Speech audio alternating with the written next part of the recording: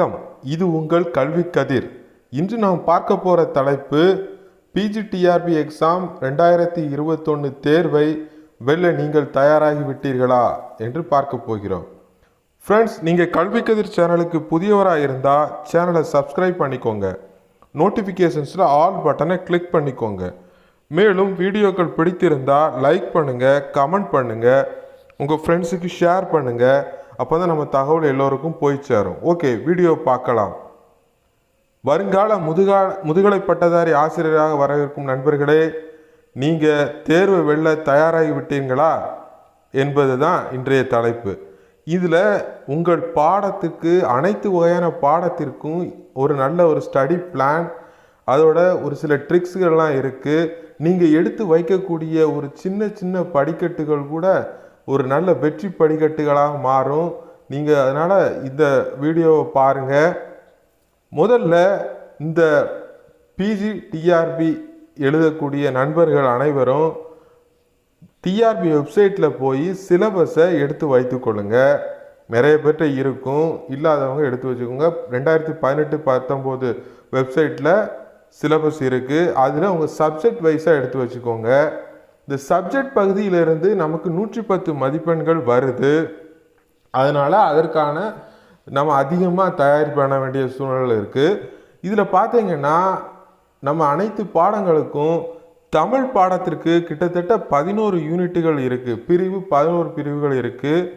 English, maths, physics, chemistry, botany, biochemistry ஆகிய சப்ஜெக்டுகளுக்கு 10 யூனிட்டுகள் இருக்குது.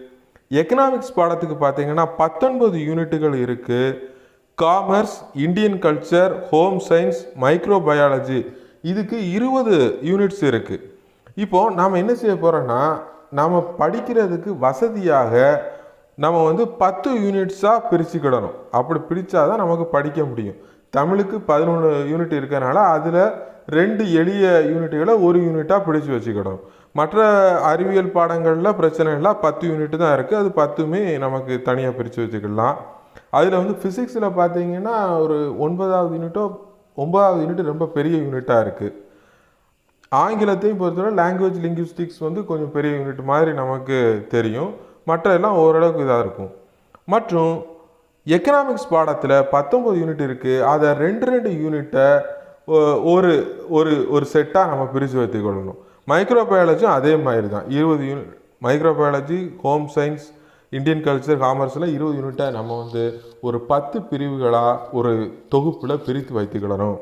இதற்கு நாம் முதல்ல என்ன செய்யணும்னா, ஒரு 10 பெரிய ரூல்டு அதாவது நோட்டு போட்டுடணும். அதாவது ஒரு பெரிய நோட்டாக 1 கரோ 2 கரோ லாங் சைஸ் நோட்டு நம்ம போட்டு இதற்கான சிலபஸை ஒவ்வொரு யூனிட் வைஸில் டாப்பிக்கை தேடணும்.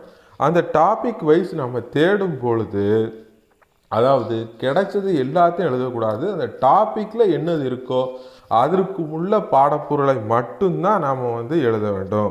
சரி, அடுத்து இந்த 10 நோட்டுகள்லையும் நீங்கள் முதல்ல செய்ய வேண்டியது, இப்போ 1வது யூனிட்டில் முதல் தலைப்பு, அந்த தலைப்புக்கு உண்டான பாடப்பொருளை மட்டும்தான் எழுதணும். வேறு பல கருத்துக்களோ நிறையா சோர்ஸே எழுதிக்கிட்டு இருக்கக்கூடாது.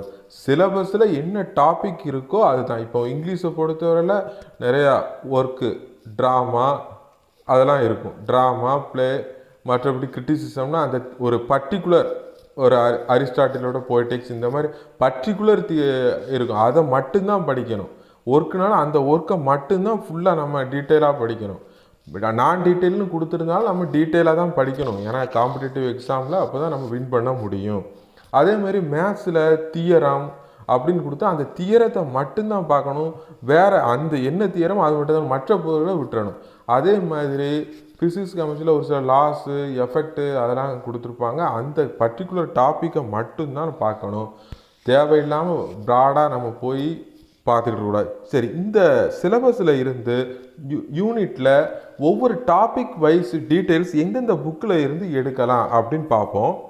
முதல்ல அந்த ஒரு பர்டிகுலர் டாப்பிக்கோட சோர்ஸு டீட்டெயிலாக எடுக்கணும். அது எங்கன்னு பார்த்தீங்கன்னா, நம்ம டிஎன் ஸ்டேட் போர்டு ஸ்கூல் புக்ஸில் இருக்கான்னு ஒரு தடவை பாருங்கள். 6லேருந்து 12th வரை மேக்ஸிமம் 6th ஸ்டாண்டர்டில் இருக்க வாய்ப்பு இல்லை. ஏன்னா பிஜி கிரேட் இருக்கனால 11th 12th புக்கு நியூ புக்கில் இருக்கும். கண்டிப்பாக நிறையா இருக்கிறத மட்டும் நீங்கள் ஒவ்வொரு யூனிட்லையும் எது இருக்குது அப்படின்னு பார்த்து அதை டீட்டெயிலாக எழுதி எடுத்துக்கோங்க. இது 10 யூனிட்டுக்கும் பொருந்தும். ஓவரால் அந்த 10 நோட்டு போட்டிருக்கீங்களா அதில் எழுதிக்கொள்ளுங்க. அடுத்து CBSE board school books 6th 12th வரை எடுத்துக்கோங்க. நிறையா பாடம் ரொம்ப டீப்பாக சிபிஎஸ்சி ஸ்கூல் போர்டு புக்கில் இருக்கும். அதில் நமக்கு தேவையான சிலபஸில் டாபிக் இருக்கா, அந்த பர்டிகுலர் டாபிக் இருக்கான்னு தேடி பார்த்துக்கோங்க. இது தவிர டிஆர்பி மேக்ஸிமம் ரெஃபர் பண்ணது மெட்ராஸ் யூனிவர்சிட்டின்னு எல்லாரும் சொல்கிறாங்க. அந்த மெட்ராஸ் யூனிவர்சிட்டி புக்கு கிடைத்தால் நீங்கள் அந்தந்த உங்கள் சப்ஜெக்ட்டுக்கு யூஸ் பண்ணிக்கலாம். மற்ற யூனிவர்சிட்டி புக்கையும் யூஸ் பண்ணிக்கலாம். ஏன்னா நம்ம டாபிக் தான் பார்க்க போகிறோம்.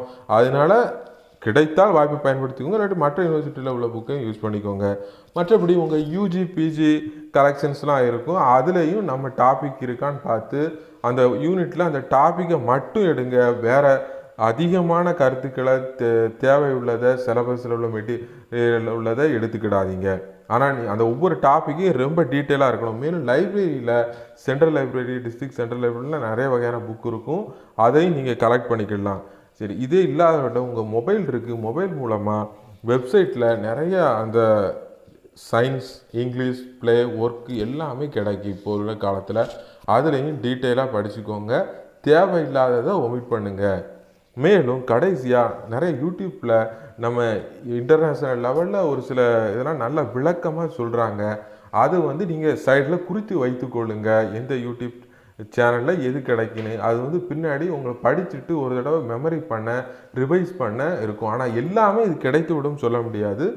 கிடைத்ததை மட்டும் முதல்ல எடுத்துக்கோங்க 10 யூனிட்டுக்கும் இந்த சோர்ஸில் இருந்து.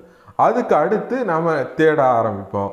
ஃப்ரெண்ட்ஸ், நீங்கள் அப்போ அடுத்த இதை முதல் படிக்கட்டு வெற்றி படிக்கட்டு ஆகட்டும். இந்த வேலையை செய்ய தொடங்குங்க. முதுகலை பட்டதாரி ஆசிரியராக 2021 நீங்களும் ஆகலாம். ஓகே ஃப்ரெண்ட்ஸ், நீங்கள் கல்வி கதிர் சேனலை இதுவரை பார்த்ததுக்கு நன்றி. மேலும் பிஜிடிஆர்பி சம்மந்தமான பல்வேறு வீடியோக்கள் தொடர்ந்து வரவிருக்கு. லைக் பண்ணுங்கள், கமெண்ட் பண்ணுங்கள், உங்கள் ஃப்ரெண்ட்ஸுக்கு ஷேர் பண்ணுங்கள். தேங்க்யூ.